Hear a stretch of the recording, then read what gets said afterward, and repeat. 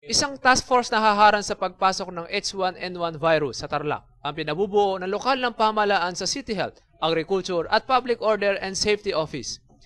Bukod sa pagbibigay babala sa mga mamayan at namamalakad ng slaughterhouses, isang hakbang na gagawin ng grupo ang pagpapaigting sa inspeksyon sa mga piggery at pagbabakuna sa mga baboy sa pamamagitan ng Biopest Control Program.